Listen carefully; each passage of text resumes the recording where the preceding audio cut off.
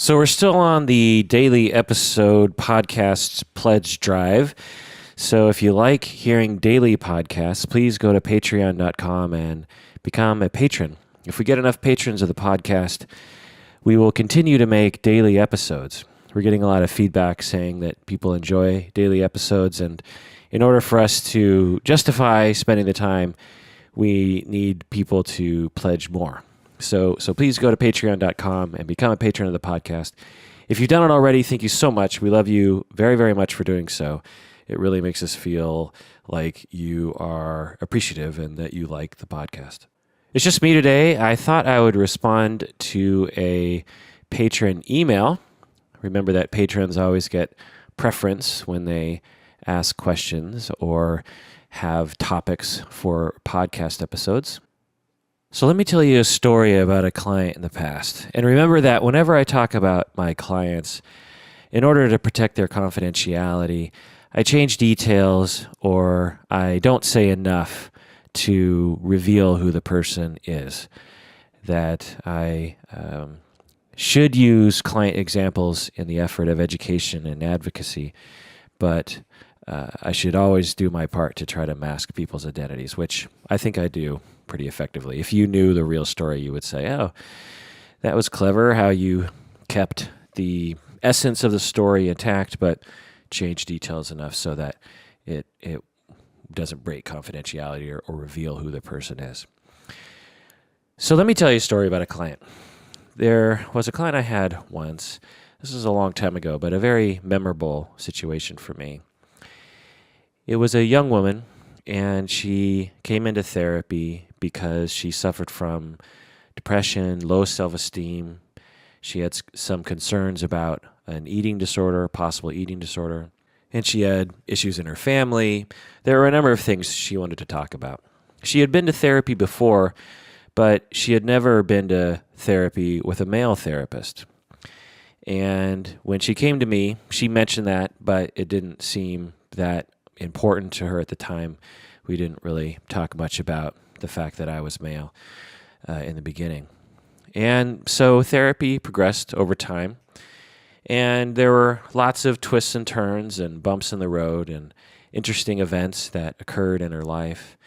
And over time, I began to assess and believe that therapy was progressing well, that things were getting deeper.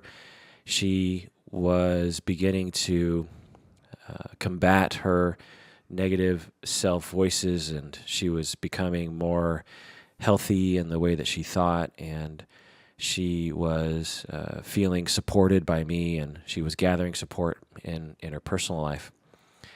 But something seemed off. Something seemed to be off about the therapy as the months went by. I began to wonder if she was hiding something from me. I was getting a vibe that she was hiding something from me. She seemed very rigid and restricted as we talked. She didn't seem as fluid as she was in the beginning. But I'm the sort of therapist that if someone wants to hide something from me, that's fine. In fact, I want them to hide it from me, because if they're hiding it from me, they must have a good reason. And I'm not going to try to force them to tell me or ridicule them or judge them for keeping something from me. It's okay. You can keep secrets from me. That's fine. I'm not hurt by that.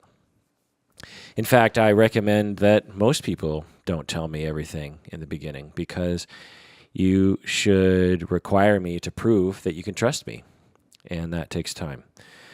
So I began to get that vibe. I wasn't quite sure, but things seemed to be getting worse, and there were a number of different things that I could go into as to what made me think that things were getting worse for the therapeutic relationship. But just trust me when I say that I was getting some vibe, and there was some data to back that up. And it was a bit of a mystery. Then some more twists and turns in the therapy and more bumps in the road regarding her personal life. And I didn't see her for a time. And then she came back into therapy a while later, I can't remember how long, months, maybe years later. And she told me that information that shed light on the vibe I was picking up on when I saw her last. She told me that because I was a man, that over time she was becoming more dependent on me, that she felt closer to me, that she felt she could trust me more. And at the exact same time as she trusted me more, she became terrified of therapy. She was experiencing physical anxiety as she sat in my office. And she struggled with it because rationally, in her conscious mind, she knew there was nothing to be afraid of. She knew I could be trusted. She knew I wouldn't hurt her. She knew that I had her back. She knew that I was a supportive, compassionate person. But her body or her limbic system or some other part of her psyche or body was telling her that she was in a dangerous situation. And not just any simple dangerous situation, but severe danger. The kind of danger that you feel when you're around, say, a psycho killer or something. The sort of danger you would feel if you were on the bus and suddenly you realize the person sitting next to you is a serial killer or a serial rapist or something. The kind of fear that you get when you're quite afraid that someone is going to harm you and you can't do anything to stop it. That was the feeling in a nutshell that she was telling me that she was feeling. And I was quite moved by her description, and I felt quite sorry for her. I felt bad that she was feeling that way about me. And I couldn't help feeling somewhat responsible because as a therapist, I strive to make people feel safe and secure in their talk, in the therapeutic relationship with me. But she was telling me that not only did she not necessarily feel that, but she was feeling the direct opposite. She was terrified of me, and that hit home. That was very hard to hear.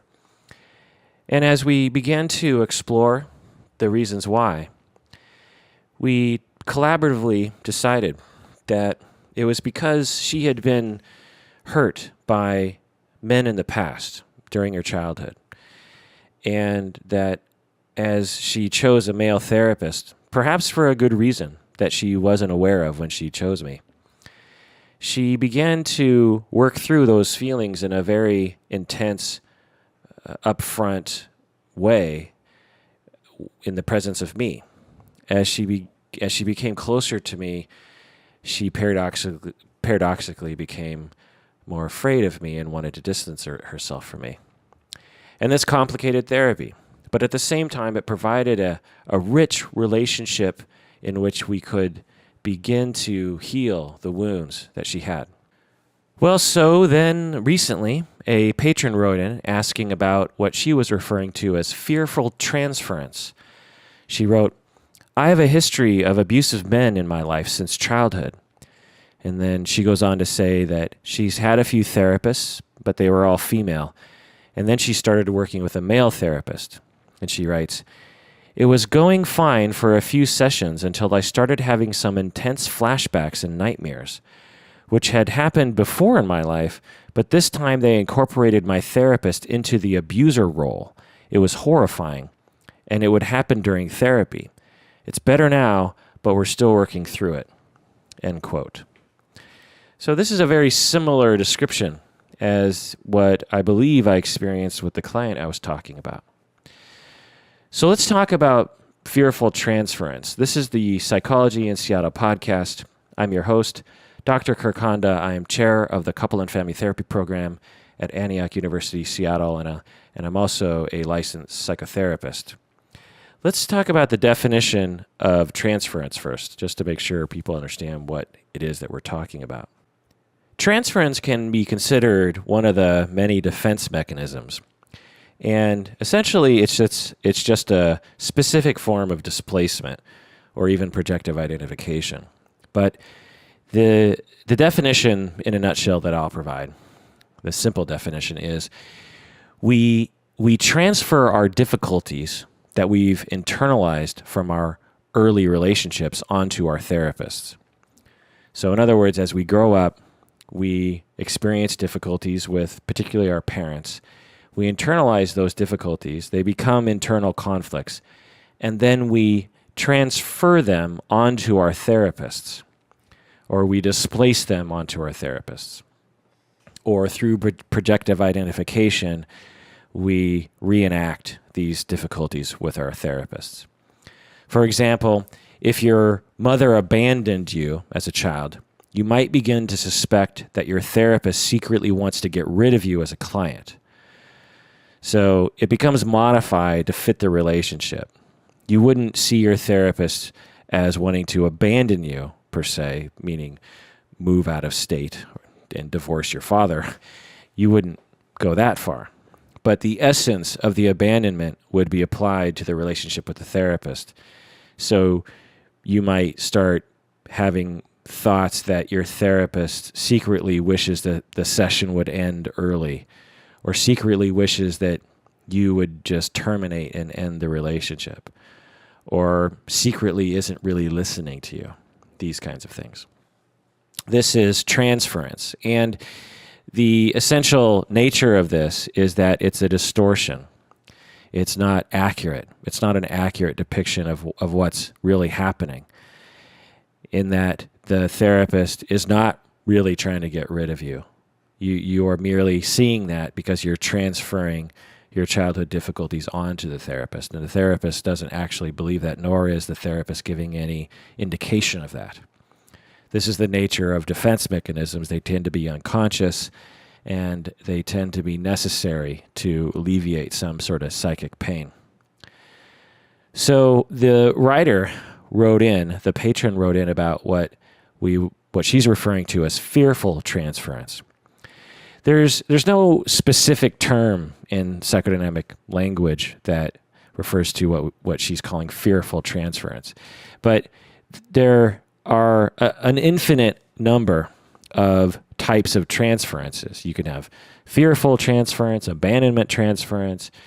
You can have attraction transference. You can have there's probably some large umbrellas under which many transferences fall under, but every transference is specific to the client. Every transference has a specific nature to it that's very specific to each client. So there's an infinite amount, and fearful transference, we might say, is one of those kinds of transferences.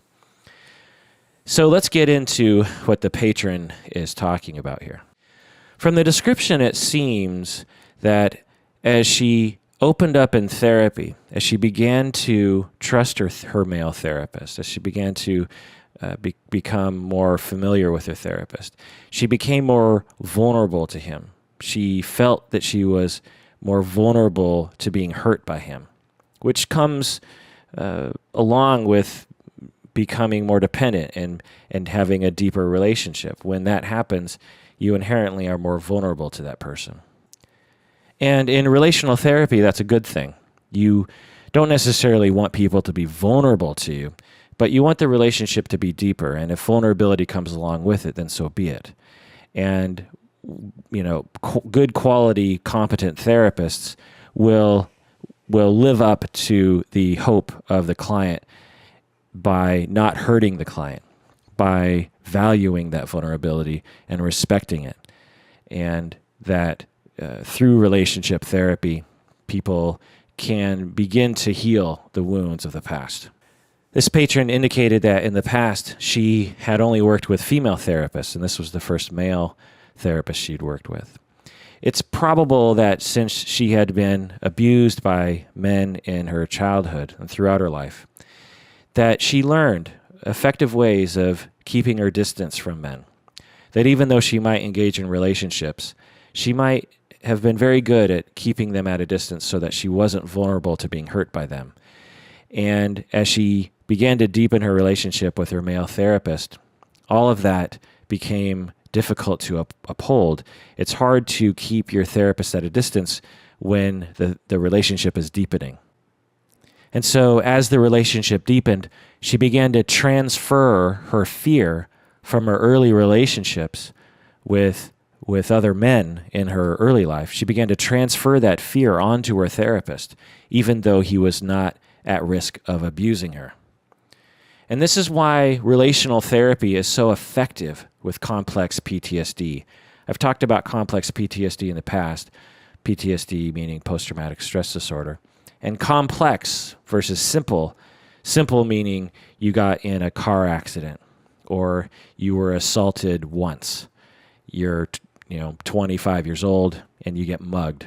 That you could experience PTSD from that trauma, and that is what we call simple because it's just one event. But complex PTSD involves often a lifetime, particularly a childhood lifetime, filled with abuse and threatening events that occur often from people in your family, people you're supposed to be able to trust. And it's complex because not only is it post-traumatic stress disorder, but it's also involving your idea about human beings and how much you trust people. And it gets all wrapped up into one big messy ball. So again, this is why relational therapy is so effective with complex PTSD, because by experiencing and thus internalizing an actual relationship with another person, her personality, this patron, her personality is changed on a fundamental level.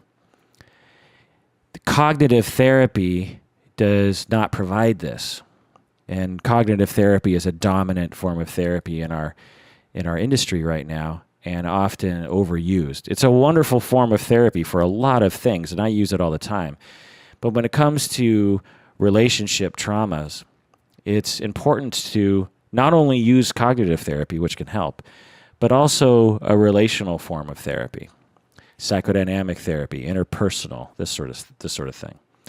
Because the relationship between therapist and client can prove over time, experientially, to the client that they can trust someone. And as they learn to trust someone, they learn many, many things on a visceral level, not just on a cognitive level. They learn that they can trust someone. They learn that they're worthy of being treated humanely. They learn that not everybody is going to hurt them. They learn that they can reach out to people that are good for them and avoid people that are bad for them. There's many things that they learn, again, not just cognitively, not just intellectually, but on a deep level. And this is how this form of therapy, psychodynamic interpersonal relationship therapy, this is why it works so well with complex PTSD, is because it's experiential. You can go to someone and say, hey, you need to trust that person because that person is trustworthy. Well, that's all fine and good if the person doesn't have significant wounds that are interfering. If someone has extreme wounds from the past, and to some extent we all have at least some of those wounds, then it becomes difficult to convince someone, and or it becomes difficult to convince the self. The person might actually believe you. Yes, I should trust that person. But they'll find that they can't trust that person. And relationships are very weird. They're very subjective. And as the relationships meander and go down different roads together, it's easy for us to impose our subjective experience and expectations onto situations. If you trust people in general and your friend cancels on you, say at the last minute, I can't make it, I'm too tired from work. Well, if you generally trust people and your wounds have either been healed or you don't have significant relationship wounds, then you'll tend to say, oh, okay, well, I trust that person is being honest with me and and ultimately cares about me. I'm a little disappointed, but it's cool. If you have significant relationship wounds, this is just going to be yet another example of someone letting you down and of someone tricking you and lying to you. And it hurts deeply. And so through the relationship with the therapist, and the therapist can navigate those waters well, if they're a good enough therapist. When they do that, they prove to the client that at least one person can be trusted. And through that relationship, it becomes internalized and becomes a part of the personality. And this seems to be happening with the patron because she wrote, "It's better now, but we're still working through it," unquote. So it seems that the therapist and her worked hard to establish trust and stability and security in that relationship, and that they both worked hard together on that. And it's better now because she doesn't fear her therapist as much as she did in the beginning. Her body is saying, "Oh, it's okay. I can trust some men. I'm worthy of being treated in a good way. I'm worthy of not being abused." If you've never been abused, it might sound funny, that statement, that you need to be proven that you're not worthy of being abused by people. It's a terrible tragedy that not only are abused children abused, which is horrible, those events, but they emerge from childhood believing that they deserve to be abused. In a sense, it's a defense mechanism in that it's hard to imagine why I'm getting abused. The person is saying to themselves, "Why me? Why was I abused while other people were not?" Well, logically, it must be because I deserved it somehow. This is a trick the brain plays on itself in order to make sense of the world. Perhaps in a way, the child is trying to uphold their ideal vision of their parents. All children need to have an ideal vision of their parents, particularly when the child is very young. All children need to believe that their parents are invincible because all children are very vulnerable and they know it, and they need to believe that their parents are all-powerful because parents are there to help the children. So the children need to believe that their parents can save them from anything. And in order to reconcile the experiences and the memories of being abused, the self will say, "Oh, well, it's not because my parents are flawed. My parents are invincible. They can do anything because I need them to be that way. So the fact that they abused me, it must be because I deserved it, because I'm a bad person. I'm not worthy." And so over time, through the relationship with a therapist, or frankly with anybody, any secure, safe relationship that's experienced by all of us, particularly those who have been abused in their childhood. These relationships prove to the psyche experientially that they can trust people, and the personality becomes altered. Defense mechanisms start to dissipate. Worldviews begin to change. Possibilities open up. Self-esteem rises. The need for the abuse of alcohol and drugs goes down. The need for eating disorders goes down. And so that's why relationship therapy is so powerful. So if you're a therapist out there, you need to, if you're this sort of therapist, if you're not, then, forget everything I'm saying. But if you're the sort of therapist that thinks the way I do, at least in part, let's all remember to pay attention to transference and work with the therapeutic relationship.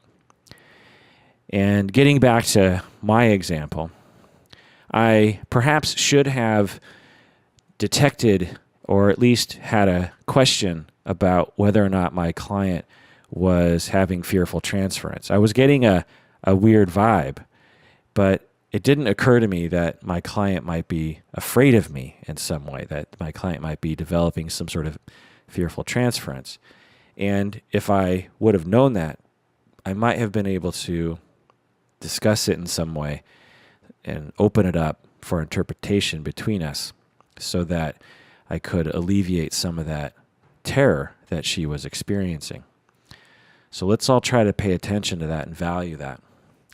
And if you're a client out there and you're developing fearful transference or transference of any kind, and your therapist is a good quality therapist, know that you can bring that up.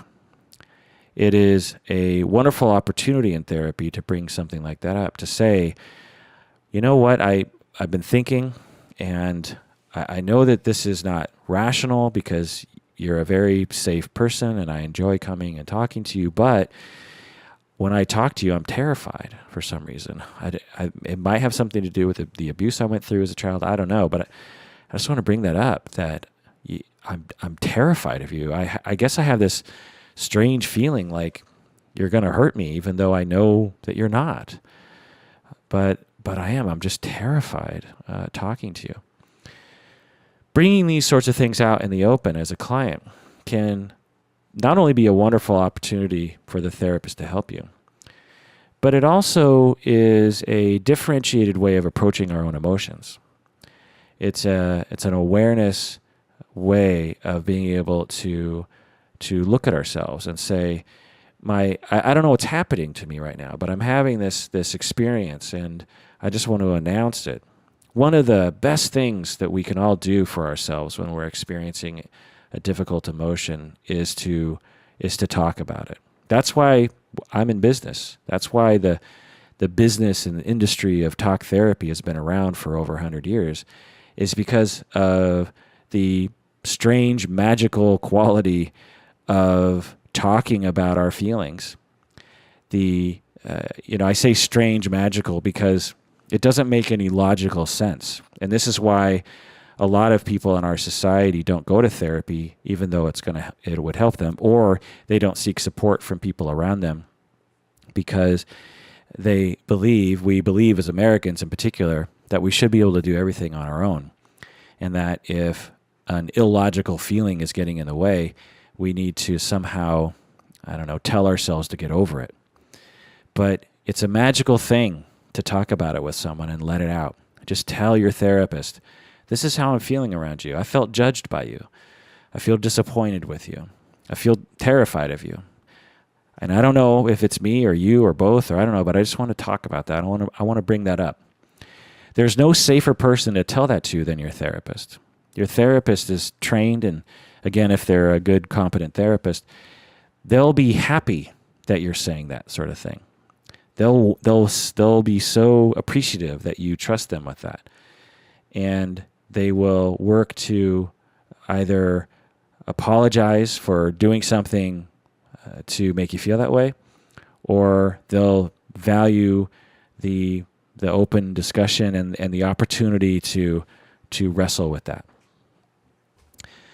All right, so that is the episode on fearful transference. Again, please become a patron. And to the patron who wrote in the email, thanks for writing in and trusting me with that information. I value all stories like this. And in a way, as a therapist, I get to hear perhaps the other side of the story. My clients will be very open with me at times, but you never really know what they're truly thinking, right? You never know what they would say about you to someone else. Well, when you guys write into me about your therapist, it gives me another look, another angle at understanding perhaps my own clients. So I have to say selfishly, I get something out of it too. And I hope you therapists out there also get some help out of that. All right, well, that does it for another episode of Psychology in Seattle. Thanks for joining me out there. And please take care of yourself because you deserve it.